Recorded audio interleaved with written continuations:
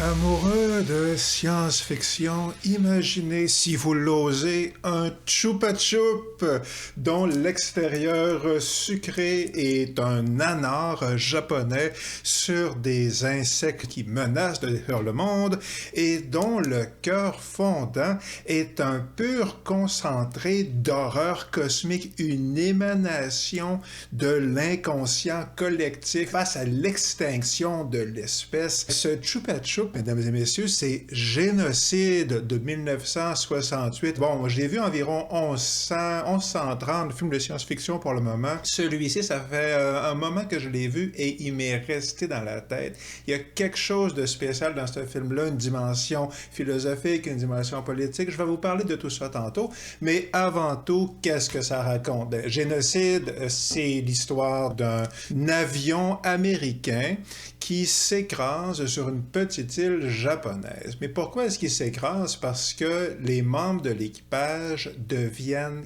complètement fous. Ils sont possédés par des hallucinations où ils voient des insectes et donc ils s'écrasent sur cette île. Et le problème, voyez-vous, c'est qu'il y a des bombes nucléaires sur l'avion. Alors l'armée américaine décide d'envoyer au Japon une équipe pour retrouver les survivants s'il y en a, mais surtout pour retrouver la fameuse arme nucléaire. Et sur cette île, par ailleurs, il y a des savants japonais qui étudient les insectes, entre autres, et un des membres de l'équipe, il est surtout en train d'étudier une des habitantes de l'île, qui est une Américaine. Il n'est pas très porté sur la science, pas sur l'entomologie, en tout cas. Éventuellement, l'armée américaine, qui ne sont pas sympathiques du tout, se mettent à harceler les habitants et ils accusent les savants de meurtre, etc., etc. Mais la réalité est encore plus horrible que ça, en fait. Il y a un terrible, un atroce, un épouvantable secret qui se trame sur cette île qui a peut-être un lien étrange et mystérieux avec cette femme américaine. Et ça va dégénérer. Ça va pas forcément aller très bien ni pour aucun de nos personnages, ni pour l'humanité. Alors, qu'est-ce qui va vraiment se produire?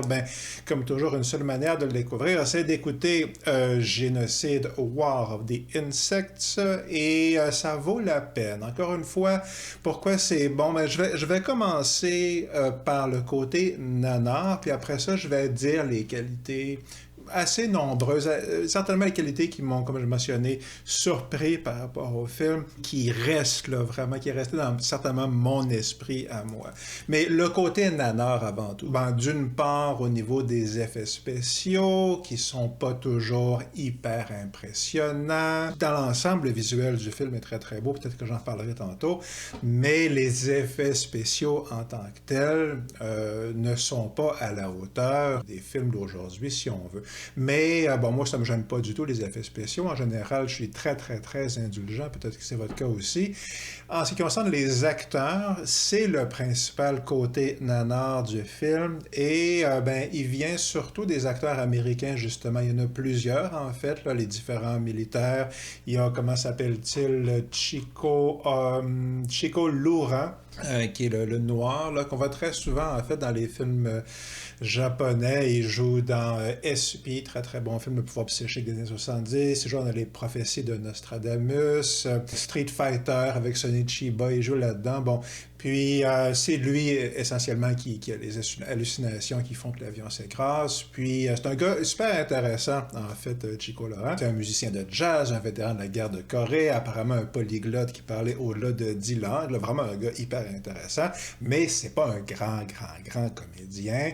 Et c'est un peu normal parce que les Japonais, à l'époque, quand ils avaient besoin d'Américains ou d'Occidentaux, ils prenaient ceux qui pouvaient. Puis c'est ça qui donne le côté nanar, parce que souvent, c'est pas d'excellents acteurs. Et c'est particulièrement vrai de Cathy Oran, que vous reconnaîtrez peut-être parce qu'elle a joué dans Goki Body Snatchers from Hell, dont on a parlé sur la chaîne ici. Elle joue dans Latitude Zero. Elle joue dans Green Slime, un autre film pseudo-nanar que j'aime beaucoup. King Kong Escapes, le King Kong japonais, le 2. des King Kong japonais, ex from Outer Space. Bon, Cathy Oran, si vous regardez beaucoup de films de science-fiction japonais des années 60, vous allez la reconnaître. Puis c'est elle qui joue cette fameuse maîtresse qui semble être un personnage là, vraiment mineur au début du film, la maîtresse du savant, là, puis finalement dont le rôle s'avère être extrêmement important. Et paradoxalement, l'interprétation nanardienne, si on veut, de Cathy Oran fait partie des qualités du film, parce qu'aucun acteur occidental dans le film n'est bon. Puis certainement, Madame Oran n'est pas au niveau purement de l'interprétation très très bonne, mais elle a une qualité. Puis cette qualité-là, je pense que c'est la sincérité totale avec laquelle elle se lance dans ce rôle, qui est le rôle de sa carrière. C'est, bon, je ne veux pas trop vous divulgacher ce qui se passe dans le film, mais elle devient vraiment quelqu'un de très important dans l'intrigue. On la voit beaucoup. Il y a beaucoup de révélations autour d'elle, et ça se peut que s'il y a un méchant dans le film, ça se peut qu'il ressemble mystérieusement à une femme occidentale qui joue dans King Kong 2 japonais. À moitié folle, déchirée par la douleur, mégalomane, Fait que c'est beaucoup pour une seule personne, puis même Anthony Hopkins, même le grand Peter Cushing aurait de la misère à jouer ça. Cathy Oran, elle n'a pas le niveau. Mais quand même, malgré tout, elle se jette totalement dans ce rôle-là. Puis ça fonctionne. On voit qu'elle joue faux, mais sa conviction est réelle. Alors passons maintenant aux qualités au premier degré, aux qualités qui ne sont pas nuancées par exemple, le manque de talent ou le manque de moyens. C'est un film qui, dès le début, établit un climat absolument cauchemardesque. Et plus le film avance, plus on sent que la situation des personnages et de l'humanité au complet est en train de prendre une direction vraiment catastrophique, un crescendo catastrophique. Puis c'est un climat qu'on retrouve par exemple dans Threads, le film britannique sur une fin du monde nucléaire, un des films les plus atroces, peut-être le film le plus épouvantable de l'histoire de la race humaine, le Threads, le film de 82-83. C'est quelque chose, mais aussi ce climat de fin du monde qu'on a dans Night of the Living Dead ou dans Shaun of the Dead même, où on entend les commentaires des animateurs à la radio ou la télévision comme élément du bruit de fond, mais qui sont en train de nous raconter en vérité la fin du monde, puis qui crée un climat d'horreur via le côté normal, le côté vie quotidienne finalement des personnages qui prêtent pas trop attention à cette fin du monde imminente, un peu comme nous, on s'habitue, on n'a pas bien le choix finalement d'accepter qu'est-ce qui passe aux nouvelles ou qu'est-ce qu'on voit en ligne par rapport à la détérioration de tel pays ou les conflits ou les guerres, etc. Ça joue un petit peu toujours en trame de fond dans nos propres vies, mais ça ne veut pas dire que c'est pas horrifiant, puis c'est ça qu'on a dans le film.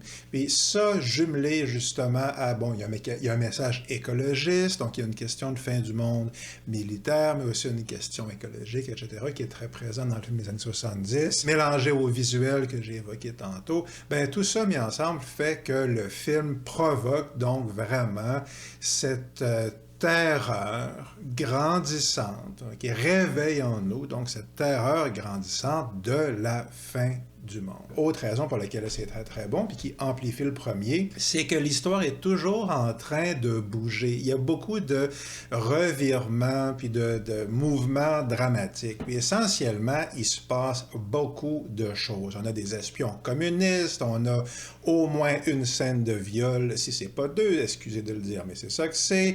Il y a des accumulations de meurtres, il y a des images de bombes H, il y a des insectes en masse, il y a des personnages amnésique, avec tout le mystère et le drame que ça peut amener. Il y a une scène où un savant s'injecte du venin d'insectes et se met à avoir des hallucinations psychédéliques, mais vraiment horribles, etc.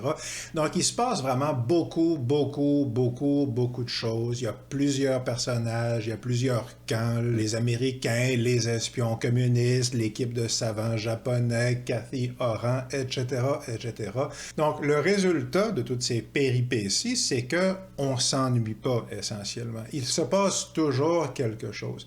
Puis donc ça permet au film d'avancer à un rythme plutôt enlevant, puis ça, jumelé avec cette horreur, ce climat de fin du monde que j'évoquais, ben c'est très efficace, puis ça fait qu'on passe très facilement en vérité sur les effets spéciaux et l'interprétation parfois discutable des acteurs occidentaux dans le film. Donc, c'est facile de lui pardonner parce que le film est très efficace là-dessus. Puis la troisième et dernière raison que je l'évoquerai ici pour laquelle le film est bon, Génocide de 68, c'est ce côté expression de l'horreur inconsciente. Et qu'est-ce que je veux dire par là? Qu'est-ce qui est absolument saisissant dans ce film-là? Qu'est-ce qui m'a vraiment étonné? C'est de voir déjà à quel point les Américains sont absolument odieux et monstrueux dans le film. Puis, bon, c'est un film de 68, mais les Japonais, bien entendu, ont perdu la Deuxième Guerre mondiale dans le Pacifique et les Américains se sont installés. Et selon à qui est-ce qu'on demande qu'est-ce qui s'est passé, soit les Américains ont été vraiment très sympathiques avec les Japonais, soit le bilan est un peu moins rose que ça. Il y a beaucoup justement d'allégations de viol puis malversation. C'est pas tout le monde au Japon qui a été content d'être occupé par l'armée américaine. Mais en même temps, dans le discours, quand on regarde les films japonais, OK?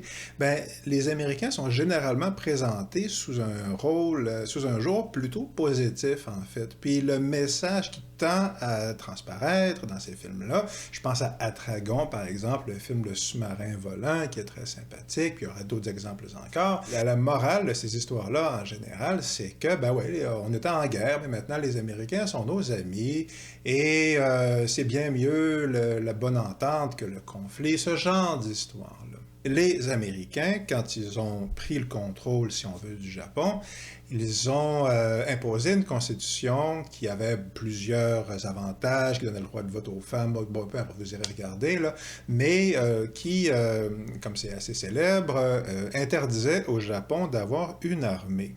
Puis l'interdiction au Japon d'avoir une armée, c'est une thématique qui revient dans toute la science-fiction, en toute fin pratique japonaise des années 60, aller jusqu'aux années 80. Puis vous pouvez regarder toute la série de Godzilla, pratiquement à partir du premier, aller jusqu'à beaucoup plus récent, là, tous ceux qui viennent du Japon, ben on peut toujours voir cette thématique-là de les Japonais n'ont plus le droit d'avoir une armée parce que les Américains leur ont interdit, puis c'est, d'un certain point de vue, complètement compréhensible parce que, ben, les Japonais, dans les années 20, les années 30, ils n'étaient pas sympathiques, ils envahissaient des gens et ils n'étaient pas cool. Ils étaient horribles, en fait. C'était une puissance impériale. Bon, etc. Puis quand on voit des films comme les Albator, par exemple, là, aussi j'en ai parlé sur la chaîne ici, ou les Yamato, ben, c'est des prodigieux là, films d'animation, j'adore ça, c'est vraiment, vraiment très, très bon, mais il y a quand même une nostalgie du militarisme qui se sent dans ces films d'animation-là, dans G.I. Samurai avec Sonichiba, etc. D'excellents films, mais il y a une ambivalence par rapport au militarisme, tu sais, le pro-militarisme qu'on voit dans ces films-là. Puis là, j'arrive à mon point principal par rapport à l'horreur qu'on ressent dans le film, là, qui est vraiment quelque chose d'unique, m'a-t-il semblé, à ce film-là, certainement chez les Japonais. Ben, c'est que nous, on regarde ça, puis on se dit, OK, ben, il y a deux camps, clairement, qui s'opposent. Il y a les pro-américains qui sont contre l'impérialisme japonais. Ça, encore une fois, dans Atragon, c'est tout à fait ça. Dans L'homme téléporté, là, le télégien dont j'ai aussi parlé au début de la chaîne ici, c'est complètement la thématique. Là. Les impérialistes japonais sont à peu près systématiquement, dans ces films-là certainement, présentés comme au mieux des réacs bien intentionnés, mais confus. Là. Je veux dire, ce sont des films anti-impérialistes japonais. Donc nous, qui regardons ça ici, on regarde ces films-là, puis on se dit, ben ouais, il y a deux camps. Il y a les gens qui sont contre l'impérialisme et qui sont pour l'amitié avec les Japonais, et il y a de l'autre côté les gens qui sont, comme par exemple dans les films de Kurase Yamato, là, ou les Albator, ben, des gens qui sont nostalgiques du militarisme japonais, puis c'est un peu louche souvent. T'sais, on se demande à quel point est-ce que c'est une forme de proto-impérialisme. C'est difficile à dire, en vérité, là. Mais qu'est-ce qui fait que dans Génocide, c'est unique? C'est que le film ne présente pas cette opposition-là du tout dans ces termes-là. Le film, en fait, ce qu'il présente, c'est à quel point les Soviétiques et les Américains, qui sont en plein dans la guerre froide, là, puis le film parle beaucoup, Génocide parle beaucoup du risque de fin du monde puis de guerre nucléaire, dans ce conflit, donc la guerre froide entre les Soviétiques puis les Américains. Puis, essentiellement, le point de vue que Génocide met de l'avant, c'est « ouais, vous nous cassez les oreilles », avec vos discours idéologiques, puis vous nous faites des belles façons, puis oui, le paradis des travailleurs ou la liberté, bon, etc., etc. Mais fondamentalement, vous faites ça pour votre propre pouvoir et vos propres intérêts, dit le film, assez explicitement, en fait. Puis les Japonais, dans la vraie vie, on se souviendra que des bombes nucléaires, ils en ont déjà reçu sur la tête, eux. Ils en ont reçu 2 même.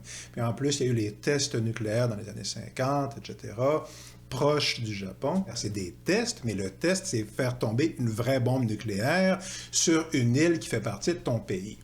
Ou sinon, qui est très, très proche de ton pays, là. Donc, faire tomber des bombes nucléaires chez toi pour que l'armée américaine puisse s'assurer d'avoir assez de bombes nucléaires pour détruire le monde si ça devient nécessaire pour des raisons politiques ou idéologiques. Fait que bon, au niveau moralité, on repassera. Puis la force du film, c'est qu'il exprime, justement, du point de vue des Japonais, okay, qui sont, on le sait, hyper traumatisés par, c'est ça, cet holocauste nucléaire qu'ils ont reçu sur la tête. Donc Godzilla est la pure expression. Puis le film nous exprime vraiment avec une vérité viscérale l'horreur, donc profonde, et la révolte profonde, l'indignation morale du reste de l'humanité, du reste de la planète Terre qui dit à ces 2 titans en pleine guerre froide, là, mais pour qui vous vous prenez? Vous êtes qui, vous? Okay. C'est horrible ce que vous êtes en train de faire. Puis en général, là, je finis là-dessus, quand on regarde justement, bon, les films comme Atragon, n'importe quoi, on regarde ces films-là, ben, bien souvent, il y a la tentation de dire, oui, l'opposition, c'est entre les communistes et les Américains, les capitalistes, ou entre les impérialistes japonais et les pro-occidentaux. Bon, puis on va présenter l'opposition entre ces 2 camps comme ça, puis généralement, il y en a un bon et un méchant. Hein. Ceux qui sont du bord des Américains, évidemment, sont les bons, qui s'opposent aux méchants impérialistes nostalgiques du Japon fasciste, essentiellement des années 30. Parce que la conversation nous est présentée dans ces termes-là. Mais il y a toujours quelque chose d'idéologique dans cette opposition-là. Ça, c'est la fameuse trame narrative collective. On nous vend cette opposition-là comme étant le choix entre 2 positions. Oui, on peut être à gauche ou à droite, on peut être contre les Américains ou pour les Américains, mais en vérité, dans les 2 cas, c'est accepter la position que, par exemple, dans le cas des Américains, que les Américains incarnent le bien. T'sais. Oui, on peut être pour l'impérialisme japonais si on considère que l'impérialisme japonais, dont il est évident qu'il est maléfique, ben on peut être pour on a le droit moralement, dans cette trame-là, d'être pour le mal absolu ou le bien absolu incarné par l'armée américaine. Puis c'est généralement ça, en vérité, qui nous est présenté, le genre de faux choix, en fait, qui nous est présenté. Puis il y a des gens qui choisissent la position, si on veut, réactionnaire.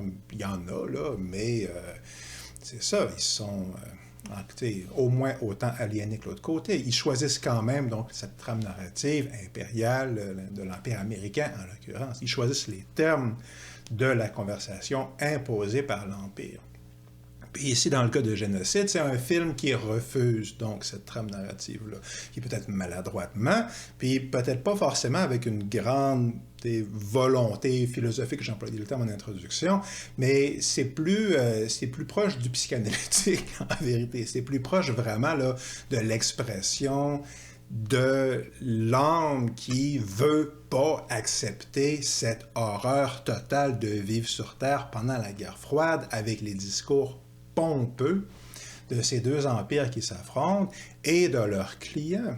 et des politiciens ou des hommes d'affaires ou du travailleur ou de la travailleuse ou peu importe, dans l'usine dont le niveau de vie a augmenté. Mais oui, donc je bénéficie en vérité de l'occupation américaine. Puis oui, maintenant j'ai le droit de vote, fait que je suis beaucoup mieux. Puis oui, c'est vrai que les Américains, bon, ils ont envahi un paquet de pays en Amérique latine puis mis en place des dictatures, mais c'est pas moi. Et donc, c'est moralement correct, puis c'est d'autant plus moralement correct que moi, j'ai le droit de vote. Okay? Puis moi, je suis confortable, alors c'est moralement correct. Puis le choix moral, en vérité, qu'on nous présente dans ces films-là, c'est toujours ça. C'est toujours ça. C'est toujours la vertu ou le vice, puis le vice, c'est l'ennemi d'en face, l'Union soviétique ou l'Américain dans les films soviétiques, si on veut. Là. La vertu, c'est toujours la complicité. En vérité. T'sais, dans un empire, être vertueux, c'est aller dans la direction de ce que l'empire veut. C'est jouer le rôle que l'empire condescend à te permettre de jouer en échange de, c'est ça, d'un grain de confort. Puis d'un confort qui paye en envahissant puis en écrasant les gens autour de toi, dans les pays autour, ou les gens en dessous de toi dans l'échelle sociale. Puis, généralement, la plupart des gens dans les films sont très contents. On trouve toujours, étonnamment, beaucoup de gens pour dire que oui, que c'est correct, ça. Mais ce film-là, ici, même si c'est maladroitement, ce qu'il nous dit, je pense, c'est non, c'est horrible, ça. Ce n'est pas vrai que c'est correct et ce n'est pas vrai qu'une superpuissance est moralement supérieure à l'autre parce que, par exemple, elle a accordé le droit de vote à une partie de la population ici. C'est ça, puis bon, le droit de vote, moi je suis pour, là, c'est une bonne chose le droit de vote, mais on n'a pas le droit de vote pour nos patrons dans les compagnies. Hein? Le pouvoir réel qu'on a, il n'est pas toujours aussi resplendissant que ce qu'on nous dit qu'il a. Il est beaucoup plus symbolique, il est beaucoup plus idéologique en vérité qu'effectif. Donc, pourquoi c'est bon, génocide? Parce que je pense que c'est ça. Ça exprime l'iniquité de notre vie quotidienne. Puis ça exprime poétiquement, par l'entremise donc, de ces images d'apocalypse, puis de ces hallucinations, etc. Mais ça exprime le prix réel qu'on paye à travers ça, qu'on paye pour notre participation à un régime dont on se convainc d'autant plus facilement qu'il est vertueux, qu'il nous accorde donc un confort que par ailleurs, par notre compromis moral, nous refusons à ceux en dessous de nous ou autour de nous. Donc voilà la grande qualité qui m'a vraiment surprise dans Génocide. C'est cette dimension d'horreur morale qui est vraiment très très efficace. C'est un film qui a vraiment un climat apocalyptique avec des personnages déchirés moralement, psychologiquement traumatisés qui expriment donc cette horreur collective de la guerre froide, une certaine vérité donc sur la guerre froide puis sur ses descendants plus contemporains que l'on peut peut-être reconnaître de nos jours. Et c'est aussi un film qui a une atmosphère très particulière, une atmosphère qu'on retrouve dans les films japonais, en particulier dans les films des studios Shochichu, qui est un plus petit studio que les Toho, qui ont fait tous les Godzilla. Mais bon, chacun de ces studios-là ont leur propre qualité, leur propre ton en général. Puis un autre film des studios Shochichu, c'est Goke Body Snatcher from Hell. Puis si vous voulez avoir une bonne idée de cette saveur-là, là, vraiment, qui est très proche à beaucoup de points de vue de celle de Génocide, avec le côté hallucinatoire, dans lequel on trouve d'ailleurs, encore une fois, Cathy Oran, ben c'est dans Goke Body Snatcher from Hell, dont j'ai déjà parlé sur la chaîne, et la vidéo, vous la trouverez ici.